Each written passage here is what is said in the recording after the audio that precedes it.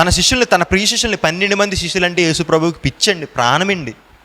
వాళ్ళతోనే కలిసి ఉన్నాడు, వాళ్ళతోనే తిరిగాడు, వాళ్ళతోనే పడుకున్నాడు, వాళ్ళతోనే అన్నీ షేర్ చేసుకున్నాడండి యేసు ప్రభు వారు. ఈరోజు యేసు ప్రభువుని చూస్తేనే మనకి ఏదో ఫీలింగ్ వస్తుంది.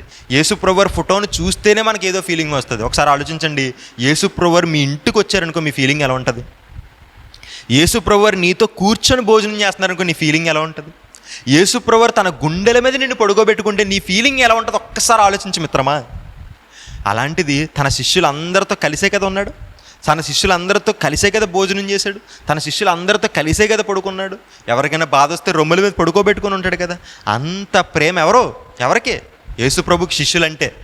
కాబట్టి శిష్యుల్ని ఆశీర్వదిస్తున్నాడు దేవుడు. తాను వెళ్ళిపోయే ముందు దేవుడు వాళ్ళని ఆశీర్వదిస్తున్నాడు. ఏమని? ఆయన బెతనియా వరకు వారిని తీసుకొని పోయి చేతులెత్తి వారిని ఆశీర్వదించెను. స్వయాన దేవుడే లైవ్లో తన శిష్యుల్ని ఆశీర్వదించాడంట. ఇప్పుడు మీరు ఆలోచించండి, శిష్యుల్ని ఎప్పుడైతే ఆశీర్వదించాడు, తర్వాత ఆయన వెళ్ళిపోయాడు, ఆ తర్వాత నుంచి శిష్యులు సువార్తను ప్రకటించడం ప్రారంభించారండి. అర్థమైందా? అంటే యేసుక్రీస్తు వారు ఆశీర్వదించిన తర్వాత శిష్యులు ఏం స్టార్ట్ చేశారు?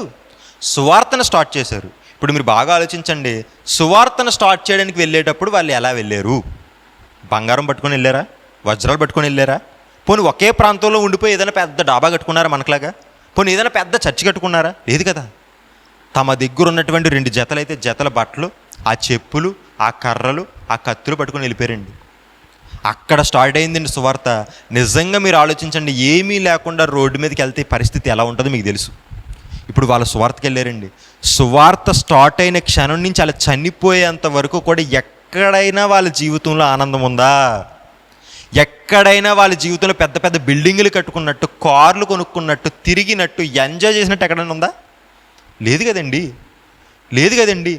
సువార్త ప్రారంభించిన క్షణం నుంచి వాళ్ళు చనిపోయేంత వరకు కూడా వాళ్ళు అనుభవించింది బాధేనండి, వాళ్ళు అనుభవించిన శ్రమలేనండి. వాళ్ళ సొంత మిత్రులతో బాధను అనుభవించారు, సొంత యూదులతో శ్రమలు అనుభవించారు, ఎంతో కష్టాలు అనుభవించారండి శిష్యులు. 12 మంది హతసాక్షులుగా నిలబడ్డారు.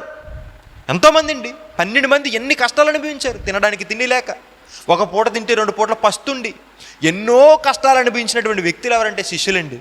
కష్టాలేనండి అండి, సంతోషం ఎక్కడా లేదు, ఆనందం ఎక్కడా లేదు. వాళ్ళ శరీరానికి గాయాలు, వాళ్ళ మనసుకి గాయాలు.